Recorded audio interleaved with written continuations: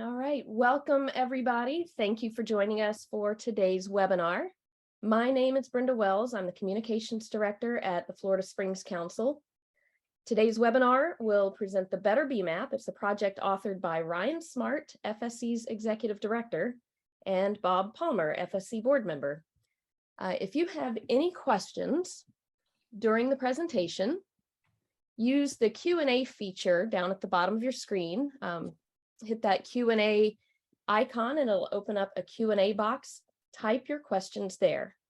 Ryan and Bob may be able to answer some of the questions during the presentation, but we'll have a Q&A session after the presentation at the end. So I will go ahead and turn it over to our presenters, Bob Palmer and Ryan Smart. You have the floor. Thank you. So this is Bob. Ryan and I are going to be passing this briefing back and forth, but I will start with this one. As Brenda said, we have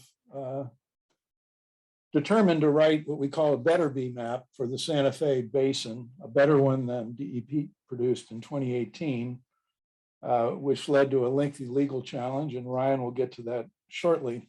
What's the purpose of these Springs BMAPs? Well, there's 13 of them, which cover 24 impaired Florida springs, and they're impaired for nitrate. Nitrate levels are too high under state standards. So the purpose of a spring BMAP is to present a credible, comprehensive plan for getting those nitrate levels down to acceptable levels within 20 years. Acceptable means meeting the total TMDL, total daily minimum load. In the case of the Santa Fe BMAP, the purpose of that is to reduce nitrate to a level of 0.35 milligrams per liter at those springs, with a series of actions and policies that the state and private parties are going to take over the whole basin, which is about 1 million acres. It's a large basin. So I don't like to read quotes, but the top of this slide has a quote from John Joplin, who's president of the Itchtucknee Alliance. The Alliance was one of the litigants in the challenge that Ryan will get into in a couple of minutes here. John was up in Tallahassee with a lot of the rest of us, establishing standing for his group, which he did. And he made this statement as to why he was unhappy with the state's BMAP. And again, forgive me, I hate to do this, but it's such a great statement. I'm going to read it. The statute doesn't say you got to come up with this plan unless it's hard. They don't say you got to come up with a plan unless the plan would include stepping on someone's toes. They say come up with a plan to reduce these. You must, you shall. And this plan manifestly on its face, if we take DEP at 100% face value, simply doesn't do that. So John has said, obviously in this quote, the state's done a BMAP and it's not going to work. Well, why does he say that? Well, look at the table below. Column B, just focus on the bottom line of this table, the total line that's labeled total.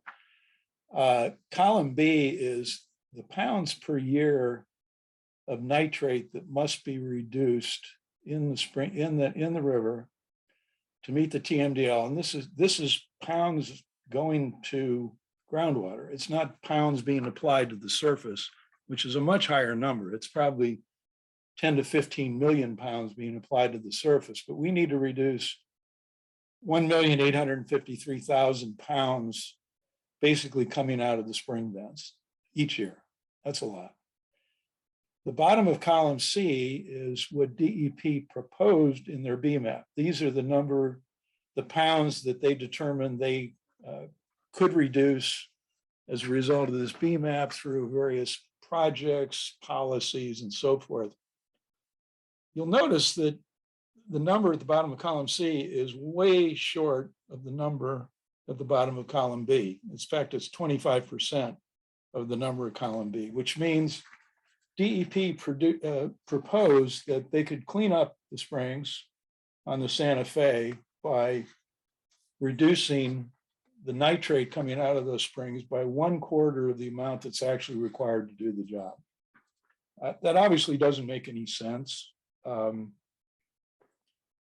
the legal proceedings that we participated in, DEP was asked to explain this, and they said, well, the law says we need to have a target to achieve compliance, and we have a target.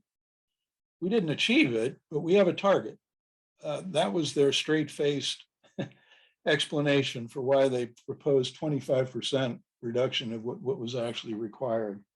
The Springs Council a few months back had a spring summit down in Crystal River, and the opening panel included former Senator David Simmons. I was actually moderating that panel. Senator Simmons was a Republican legislator from Central Florida, took a great interest in water and springs issues, regards himself, I think justifiably so, as the lead author of the 2016 Aquifer and Springs Protection Act. We asked him at that panel, Senator Simmons, do you think it makes sense to say that, well, we had a target to achieve, but we didn't have to achieve it? And he said, that's absurd. This is the guy that wrote the law.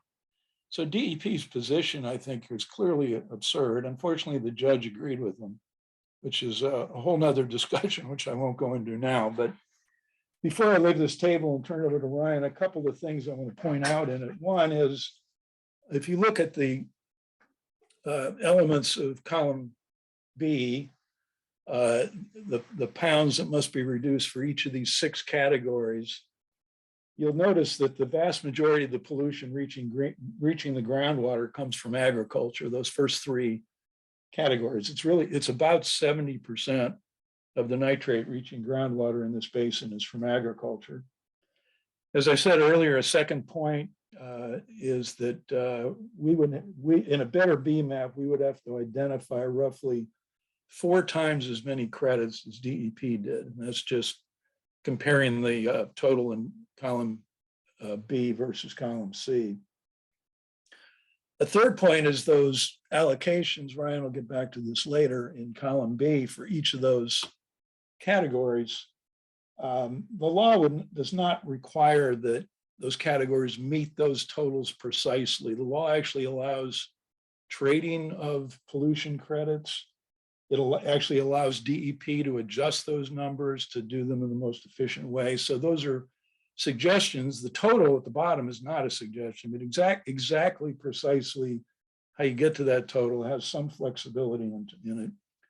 And fourthly and lastly, any better BMAP not only has to account for this 1.83 million pounds that have to be reduced in nitrate reaching groundwater, it would have to account for and reduce any increases in nitrate that occur over the next 20 years. Because this 1.8 number is simply the number that DEP determined in 2018 when they wrote the BMAP, but there will be growth in nitrate between 2018 and 2038 for reasons we'll come back to later. Last thing I'll mention, I'll turn it over to Ryan. This is one of the major issues that constituted the challenge that was brought to the DEP BMAP, this issue of the fact they simply didn't propose enough policies or programs to reduce enough to get where we need to go. This is clearly kind of the elephant in the room in my mind, but there are other issues that we raise that are also important, and we'll come to those later. One of them being this future growth issue, another being how you allocate the reductions in loading. And there were a whole bunch of other ones that we had in our proposed order, which anyone's interested, they can look at the Division of Administration hearing on this back in 2019 and read our proposed order. We raised about 10 significant issues, but we're really going to focus on the main 3 in this presentation today. So having said that, I will turn it over to Ryan. Thanks a lot, Bob. And thank you all for joining us today. I'm going to take a moment now to kind of get us up to the current on this case that's been going on since 2016. So in 2016, the state legislature passed Senate Bill 552, which required the Florida Department of Environmental Protection to create basin management action plans. You all know by now, those are the water quality restoration plans to take our springs, rivers, lakes, and other waters from polluted to pristine. DEP was required to come up with BMAPs for all 24 impaired outstanding Florida springs by 2018. In June of 2018, they first released those basin management action plans. And for the reasons that Bob just discussed, in February of 2019, 7 nonprofit groups and 3 individuals filed an administrative petition challenging the validity of those basin management action plans. And as Bob said, the elephant in the room is that the plans simply wouldn't meet their primary goal of achieving the TMDL water quality goal. But they also had a lot of other faults. So in November of 2019, we had a 2-week-long administrative hearing in Tallahassee. And we did not get a ruling on that hearing for 15 months, which is way outside of the normal expected time frame to receive a ruling from an administrative hearing case, and pushed us all the way back to February of 2021. When the ruling came down, it upheld the validity of the BMAPs. However, the final order itself was internally inconsistent and showed a strong lack of understanding of the basic issues in the case and the laws being applied. It's unclear to what extent that unreasonable 15-month delay between us presenting our case and actually having the order written fed into the lack of substance in the administrative order. So in response to that deficient order, we filed an appeal on 4 of the basin management action plans. That case is currently in front of the First District Court of Appeals. We have filed all of our briefs, and in June we had oral arguments up in Tallahassee. And now we've done everything we can, and we're sitting back and waiting for a decision from the first DCA, hopefully overturning these BMAPs and telling DEP that they have to go back and do the job that the law requires them to do. But during the long legal process, we got tired of hearing the state say over and over again that it couldn't be done any better, that this was the best that they could do. So we decided that since the state was shirking its responsibility to produce a credible plan to clean up impaired springs, we would do that ourselves. So we dreamed up this Better BMAP project. We chose the Santa Fe River, one, because it's very representative of the challenges facing a lot of Florida springs, and 2, because it's a very, very hard BMAP to write. We could have chosen an easier one, but we wanted to prove that even for the toughest springs, that this was possible. And thanks to funding from the Fish and Wildlife Foundation of Florida and the Three Rivers Trust Foundation, we were able to make this project a reality. Next slide, please. Back to Bob. I think it's clear from what Ryan said and what I said, but just so everyone understands, the original challenge that we made was to 5 of the springs BMAPs. As I said, there were 13 springs BMAPs written by DEP. 5 of them were challenged in that case in that proceeding in Tallahassee. 4 are under appeal now. The Wekiva one dropped out, but 4 are still under appeal. So, as Ryan said, we didn't choose to do better BMAPs for all 5 or all 4. We picked a representative one that we had challenged and decided to try to do the better BMAP on that one, and that's the Santa Fe that we're talking about today. Okay, this slide, why did we call it a better BMAP? Oh, got to go back. Thank you. It's pretty cheeky of us to say we can do a better job. We don't have $1 billion budget like DEP. We have I won't even tell you what our budget is. It's not that big, but we had some advantages, which is we're not subject to any political pressures. We can write what we believe and not worry about it, and that's what we did. So why do we call it better? Honest and transparent. We're honest about the scope of the problem, the reductions that are actually required to solve the problem. The second bullet accounts for future growth. As I mentioned earlier, DEP ignored future growth. They pretended that there will be no growth in population and no growth in agriculture in Florida over the next 20 years, which, as we all know, is an absurd assumption. The third bullet, we based it on data, not speculation. I would note that everything in this report that we wrote is based on state data. We didn't make the data up. DEP had a process called NSILT when they did all these BMAPs, which was an attempt to calculate how much of the nitrogen that's applied to the surface of the ground actually reaches the groundwater and comes out of the springs. And we accepted their analysis and their numbers. We didn't fiddle with them at all. We thought that was a fair way to treat the problem. So we've used their data. We've used data from other state agencies, which we'll get to later. We didn't make any of the data up, but we didn't speculate. DEP had this wonderful phrase that they used repeatedly in the hearings and in their proposed order, fate and transport. Essentially, what they were claiming was that, yeah, nitrogen, we use this NSILT process, we can track nitrogen going through the soil, hitting the groundwater. We know nitrogen comes out in the springs. We have no idea what happens in the interim between when it hits the groundwater and when it comes out. So we can just this is DEP's logic, we can kind of just make up any number we want as to what comes out the other end, because it's kind of a black box under there. You know, it's the butterfly beats its wings in Brazil, there'll be a tornado a week later in South Florida or something. It was very speculative and basically used by DEP as an excuse, so they didn't actually have to deal with the facts. Fourth bullet, we assign responsibility. You saw in that earlier chart, we had categories of non-point sources, various ag categories, septics, lawn fertilizers, and so forth. And as again, we'll see in a later slide, the law requires DEP to assign reductions to each of those categories of non-point sources. DEP refused to do it, even though they've done those assignments in several other BMAPs across the state. But they asserted in the case of the springs that they just couldn't do it. There's no way they could do it. Well, they've done it elsewhere. They just didn't want to do it.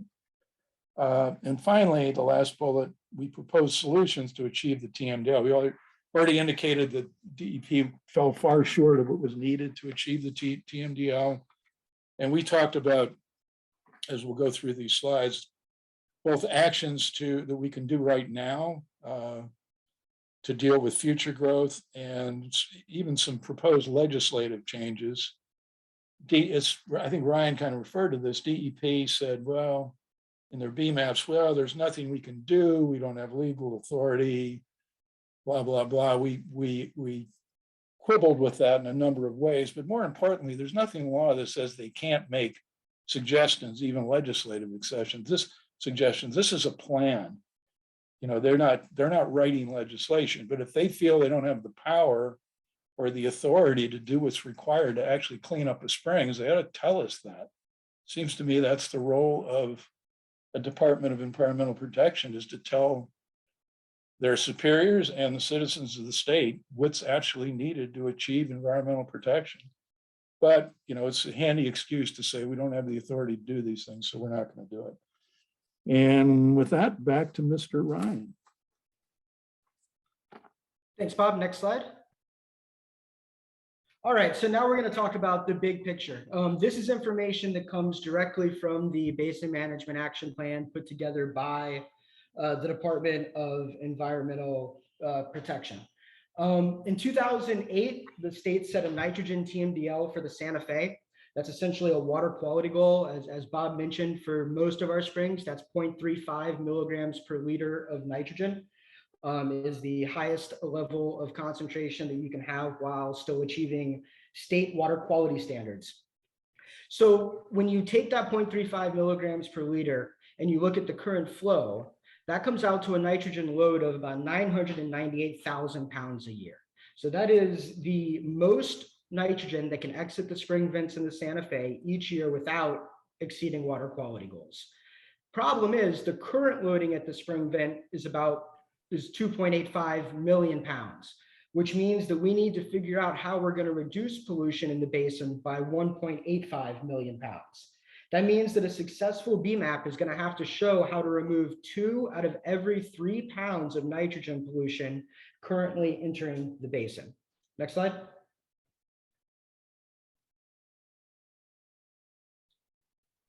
And this is where that pollution is coming from. Like many Florida springs and rivers, agriculture is the dominant pollution source and by far the biggest challenge for restoration. In the Santa Fe, agriculture as a whole is responsible for 70% of the nitrogen pollution. That is split up. About 52% of that comes from farm fertilizer. About 17% of that comes from livestock waste, and just 1% is from dairy. Septic tanks are responsible for about 9% of pollution. Urban and sports fertilizer, that's all fertilizer that's not farm fertilizer, is responsible for about 8%. Wastewater treatment is just a little over 1%, and atmospheric deposition comes in at almost 12%. For those, atmospheric deposition is essentially nitrogen in the air. And unlike all these other categories, there are no direct projects that we can do to directly reduce nitrogen loading from atmospheric deposition at this time. So yet it's still part of the loading that has to be addressed.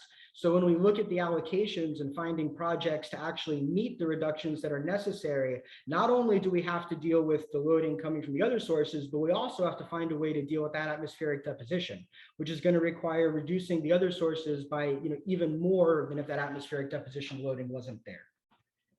And one of the questions that popped up was, why is the Santa Fe BMAP complicated? Which is something I just said. So, I think these 2 slides kind of answer it. The first reason is because it's a very large basin that is predominantly impacted by agriculture. And agriculture is by far the hardest pollution source to address. Wastewater and septic tanks, you can more or less spend your way out of those problems through infrastructure projects. It's not so simple to deal with agricultural pollution. And then of course, there's the fact that, this BMAP requires removing 2 out of every 3 pounds of nitrogen. If we had picked a BMAP where we needed to remove 1 out of every 5 or 1 out of every 7 pounds of nitrogen, that would obviously be an easier goal to achieve. Next slide.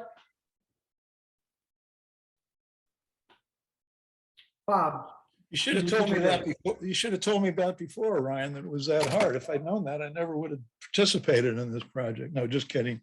Yeah, so now we have, I think the next 3 slides deal with a couple of the other issues I mentioned earlier. That the first slide, when Ryan and I have been talking to mostly up until now, is the fact, this elephant in the room, the DEP just didn't propose enough reductions to actually meet the TMDL. That's kind of the baseline problem with them. But I mentioned there's in the pending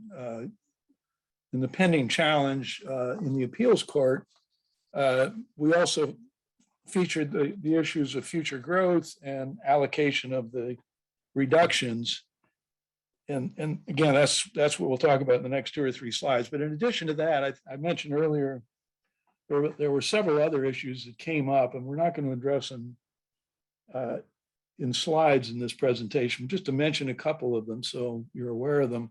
One was, there's a lot of detail in the 2016 law about any project that's proposed by DEP to deal with these issues has to have a lot of data provided in terms of who's going to do it, what's the cost, what's the schedule.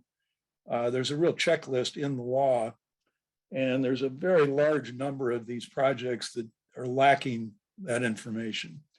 So we raised it in the initial appeal. We didn't dwell on it. We're not raising it in the appeal to the First District Court of Appeals.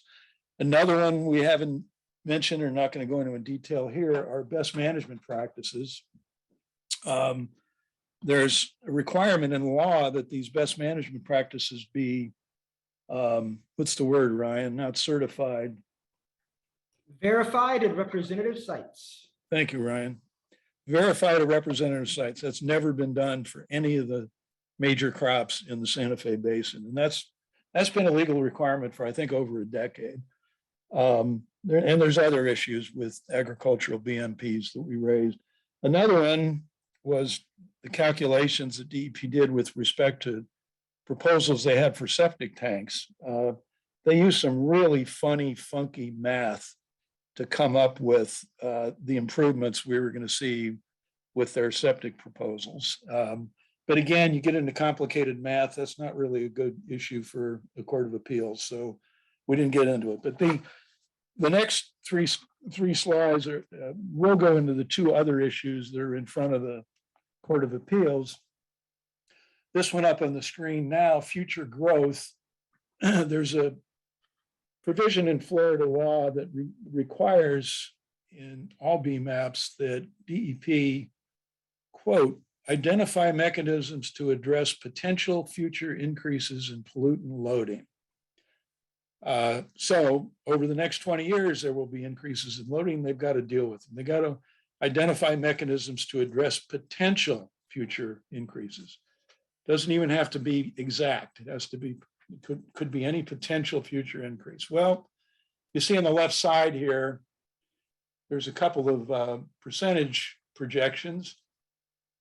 In the counties that comprise this BMAP area for the Santa Fe, and there are 4 or 5 counties, Alachua, Gilchrist, Suwannee, Columbia, there may be one other I'm missing. There are projections county by county for, I think, in 5-year increments for the next 20 years that the University of Florida does. And they update these projections every year. So they'll say, Gilchrist County will grow by 2% in the next 5 years and so much in the next 10, 15, 12% in the next 20 years. These are good projections. They obviously change with time, but they're the best we have. The state uses these projections in all sorts of other activities they have. They're well accepted. And the population growth in the counties that comprise this BMAP will be at least 10%. I would say probably closer to 15 over the next 20 years. And the other number, 18% increased farm acreage. FDACS, our agriculture department in the state, commissions an ag water use study every year. It's done with by one of their contractors. It's the FSED study, I believe, is the acronym. And it's I guess the first order of approximation, increases in irrigation are probably going to be pretty close to percentage increases in fertilizer applications, at least in terms of row crops. You don't fertilize, you don't increase irrigation unless you're also going to fertilize it. So we have good projections for that as well, again, done by another state agency. So we think that DEP should have taken those numbers from those state agencies and identified mechanisms to address these increases. Well, DEP responded in their BMAPs, well, the mechanisms we're going to use are the same ones we're using now. They literally had a 1 sentence or a very short paragraph that talked about future increases, and that's all it said. Well, the current fixes they use are clearly not working. Nitrate levels are increasing in the springs as a general rule. And to say that we're going to address the mechanisms we're going to use to address potential future increases, the same one we're using now, is really disingenuous. But that was DEP's position, and the judge remarkably didn't argue with it. So that's DEP's position on future growth. Can we have the next slide, please? This is our approach to future growth, and this is the first slide where we're really getting at some stringent recommendations. And steel yourselves, because to get to a better BMAP, a compliant better BMAP, it's going to require some really stringent measures. But the numbers don't lie. DEP clearly didn't want to deal with measures that are this tough, but we think it's the only way to get there. If others, including DEP, who I think is not on this call, have better ideas, that's great. But this is our first cut at how you do it, and it's not easy. So the first two bullets are things that can be done to deal with population growth. Advanced wastewater treatment in all new residential and commercial developments, prohibit in-ground irrigation systems and fertilizer containing nitrogen on new lots. This will, I think, deal almost entirely with new population growth in this basin, if those two policies were adopted. The latter two bullets would deal with growth in agricultural pollution over the next 20 years. Cap existing water use permits, moratorium on new ag water use permits. This may sound radical, but Ryan and I were in Tallahassee 2 days ago meeting with DEP on the Santa Fe MFL, which is being developed, has been under development for a couple, 3 years now. I guess we may see it by the 2024 legislative session in Santa Fe MFL. They're not close to finishing it, but they do have a proposed regulatory strategy that came out last December, so 8 or 9 months ago. And Ryan and I were meeting with DEP on that proposed strategy. And these last two bullets are essentially part of their strategy. So they sound tough, and they are pretty tough. And we'll see if this particular branch of DEP and this particular MFL, if they can hold to these requirements. But they're very close to what's in that regulatory strategy that was published in December 2021 by DEP. So next slide, please. Thank you. And then the third large issue, after A, the numbers don't add up, and B, future growth, the third large issue is allocating the pollutant load. And if you look at the section of law that this flows from down below on this slide, and again, I apologize for reading, but I will.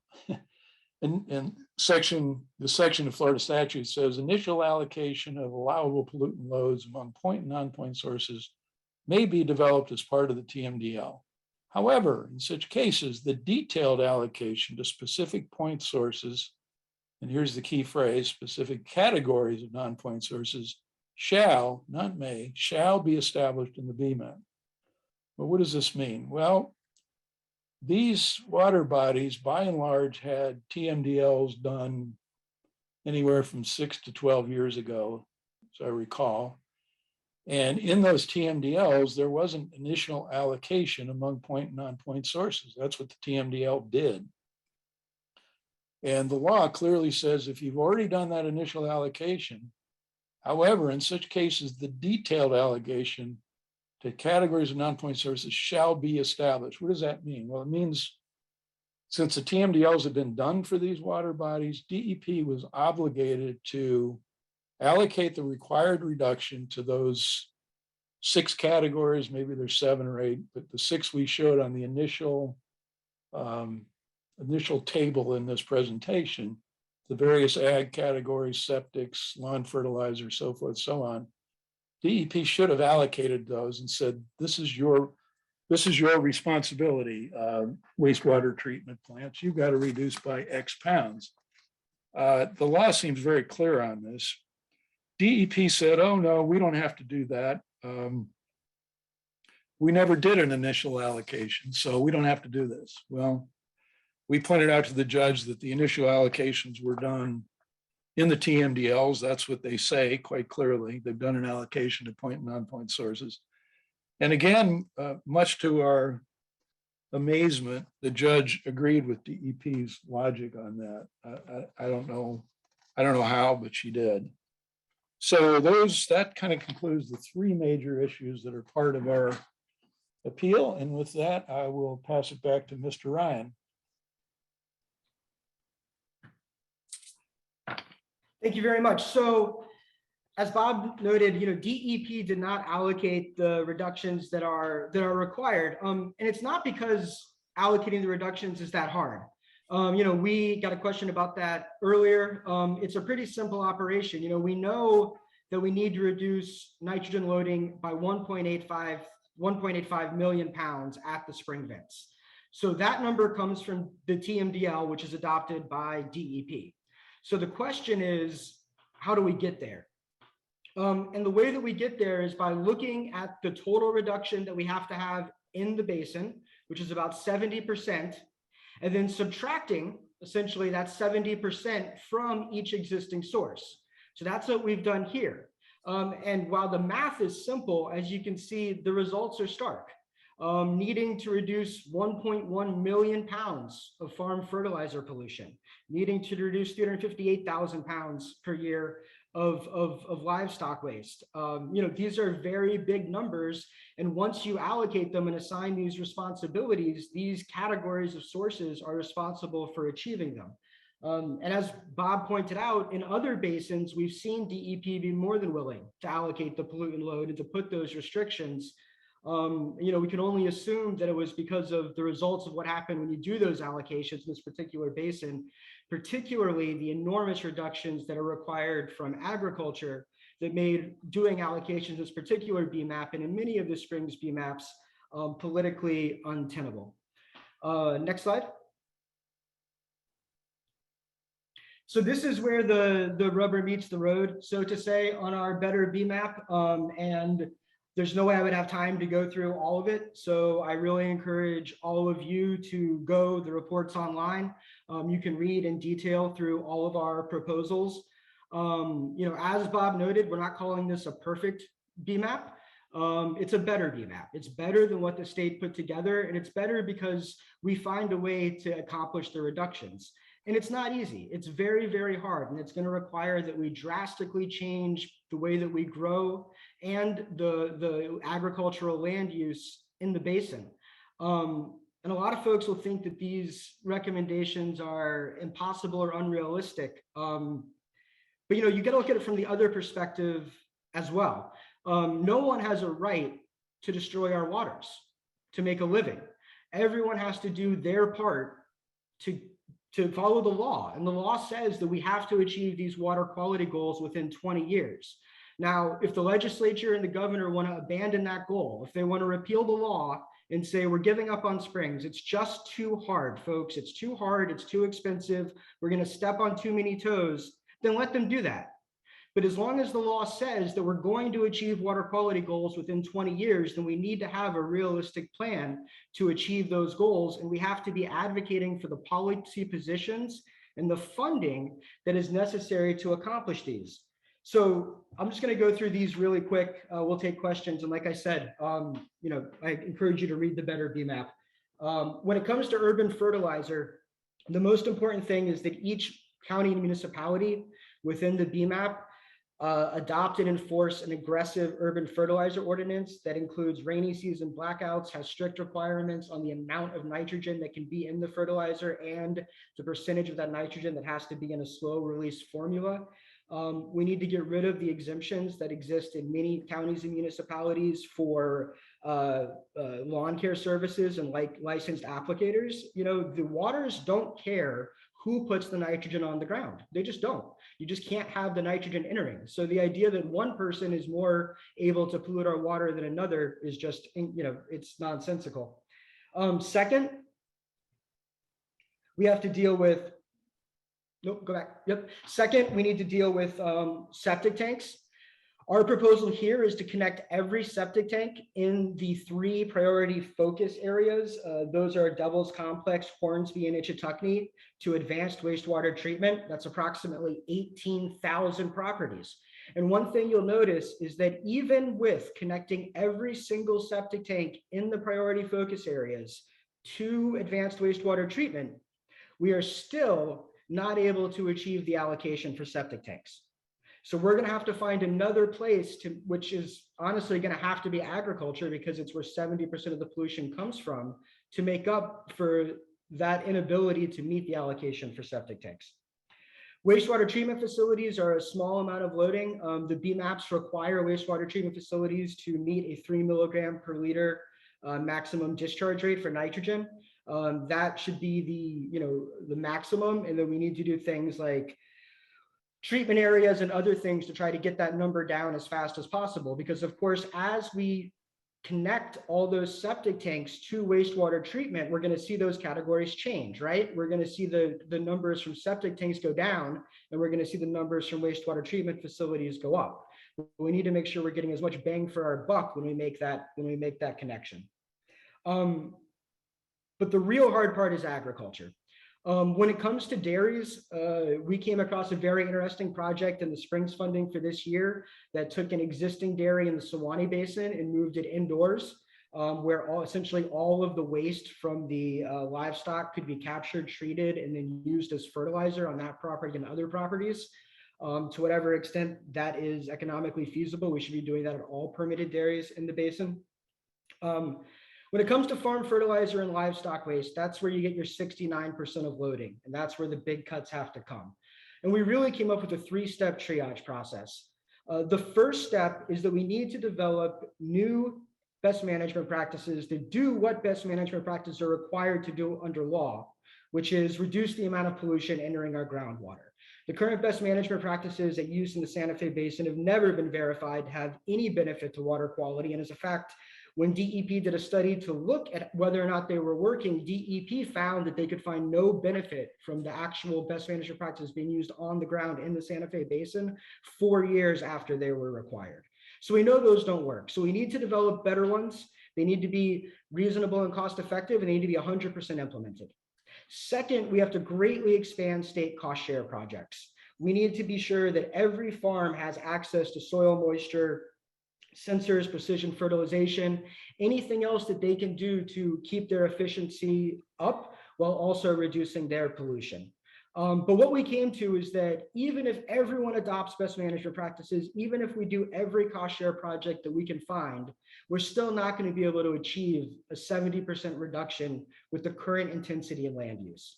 And that's going to require significant state funding for land acquisition and conservation easements to de-intensify these agricultural operations. That doesn't mean taking the land. That doesn't mean it has to be in state ownership. It can stay in private ownership, but it needs to come with restrictions on irrigation and fertilization. And we need to make sure that we have the state funding both to make the large upfront payments to farmers, because these are voluntary programs. So we need there to be enough money in this pot to encourage farmers, if we take them at their word that they want to be good stewards of the environment, but it's economically impossible, we need to provide that possibility. And not only by having the upfront payments for easements and acquisition, but by having a guaranteed annual payment fund for the ecosystem services that farmers can provide. Right now, we're spending about $2,000 to remove 1 pound of nitrogen with our Springs funding. We're never going to reach water quality goals that way. The most cost-effective projects we're seeing are these agricultural projects, these easements, cost share projects. So we need to be sure to prioritize those. We need to make sure that farmers are receiving a commensurate payment. I mean, if we're willing to pay $2,000 for an infrastructure project that's going to remove 1 pound of nitrogen, if you look at those kind of numbers, then the kind of numbers that make sense to pay our farmers to help them stop polluting, it's really a game changer. And I think we need to start treating these as water quality problems and not just conservation easements. Next slide. Go to the next one. So this is an example in Colorado of how that's actually being done. This is supposedly the first groundwater and nutrient conservation easement in America. It was just wrapped up in July. And essentially, in Colorado right now, they have massive droughts. And this farmer worked with their local, basically their version of a water management district and their local land trust to create a conservation easement program that removes their right to irrigate. So they are no longer going to be growing food on this farm. They're going to have to find it staying in private ownership. They're still going to use it. They can use it however they want, as long as they're not taking up water and fertilizing.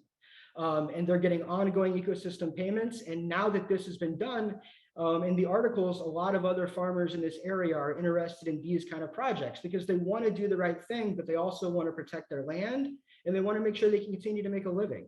So we need to take programs like this and innovative ideas that we're seeing throughout the state, throughout the country, and we need to bring them to Florida before we're in the kind of crisis that we're seeing in those areas out west. And that is the end of our presentation. So we're going to open it up to questions and answers. I'll take the first one and then you can jump in if you want, Bob.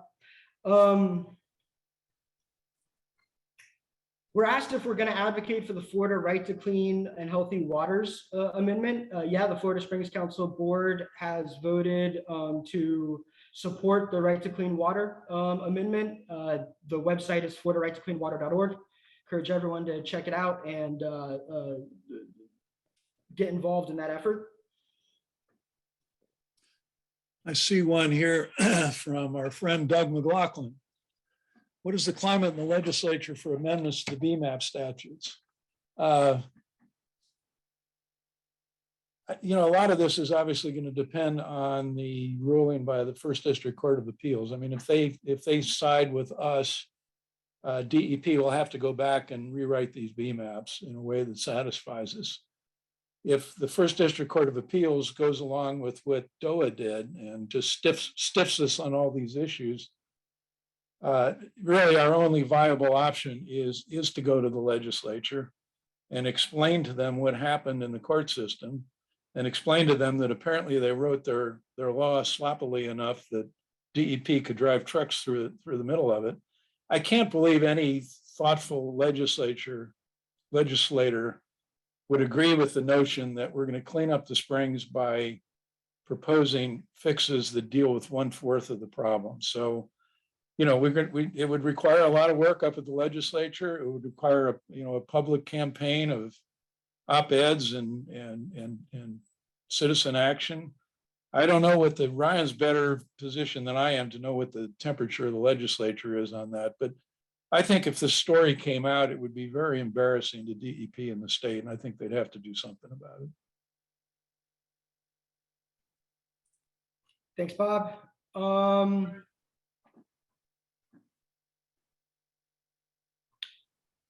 Okay.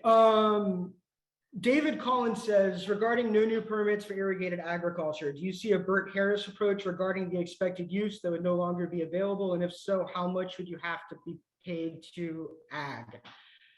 I am not a Burt Harris expert, but I would not see, you have to come in for a permit. There's no guarantee that you're going to get that permit. We have MFLs, the law is there. So I don't see how Burt Harris would be applicable in this case, but Dave could probably convince me otherwise. Rhonda asks if climate impacts, thermal, algal viability, rainfall variability been incorporated into the BMAPs or the BMPs. The answer to that is no. There's probably been more interest in that in terms of MFLs. I know that the peer reviewers on the Santa Fe Hitchtugney MFL noted that more needed to be done in the scientific portion than MFL to deal with issues related to climate. I don't think that's happened, and I don't think they did much. In the challenge that we brought in the Rainbow River MFL, I guess this is somewhere between climate and weather, but SwiftMud down there used as part of their argument, and I think other districts like to use this argument, AMO, the Atlantic multi-decadal oscillation, which again is sort of somewhere between weather and climate, these multi-decadal trends in rainfall and so forth. And the state has used that to try to justify why all the problems of low spring flow are due to weather or climate patterns. I don't buy it. I think it's really a strained argument. Again, it's one of the fallbacks the state uses to excuse their unwillingness to really do anything. So I guess the short answer to your question is no. Forgive the long answer.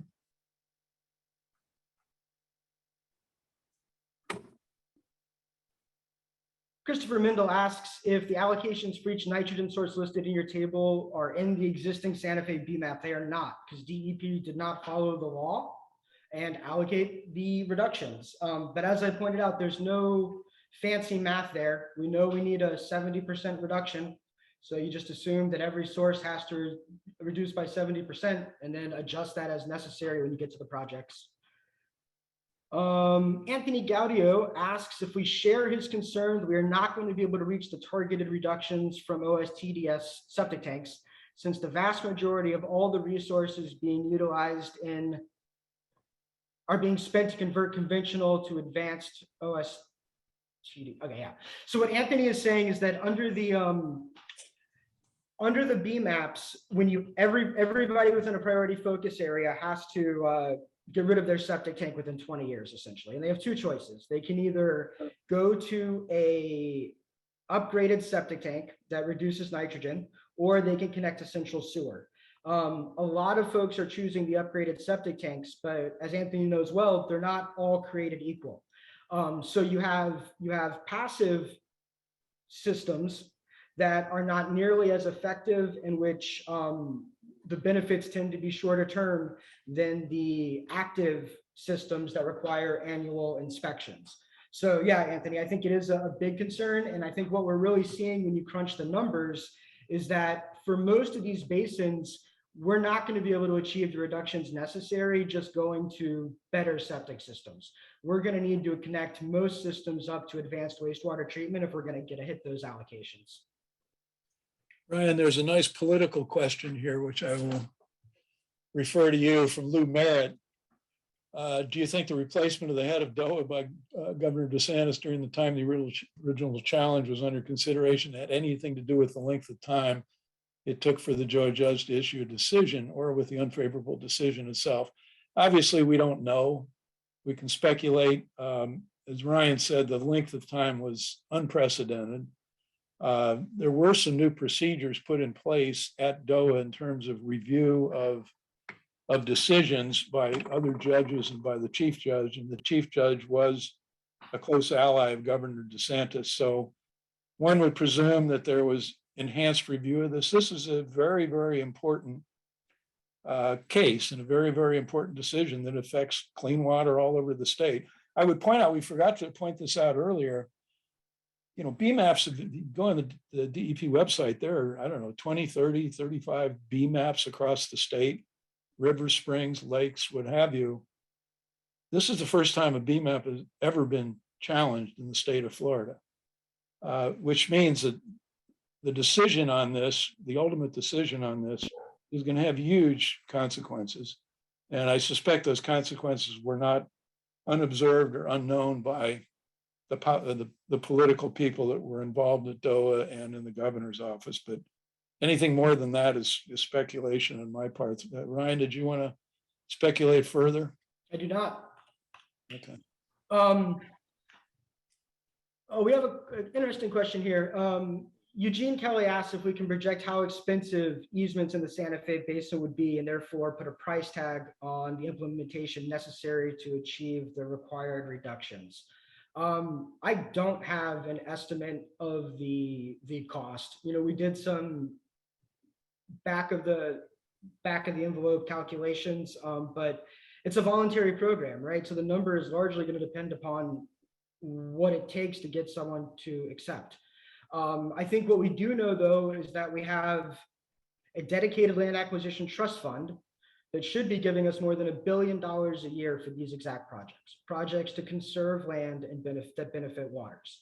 Right now, very little of that money is going towards land conservation, and even less of it is going towards springs restoration. The other thing we know, as I said before, is that the projects the state is currently funding are hugely inefficient. You know, whatever the price tag is, I'm happy to guarantee that you can do better than $2,000 a pound through conservation easements when compared to the infrastructure projects that the state is doing right now. Keith Palmer asks, a better or even perfect BMAP will not be effective until BMAPs move from voluntary to regulatory within DEP, DACS, FDOH, FDOT, water management districts, and delegated counties. What is the strategy to accomplish this? I certainly generally agree with that sentiment, but I would point out that, as I think Ryan and I both did in this presentation, there's a lot of things these agencies have the authority to do that they're just not doing or are unwilling to do for, I would argue, largely political reasons. And again, when I referred to it earlier, this draft MFL for the Santa Fe Basin, if it survives in its current form, as I interpret it,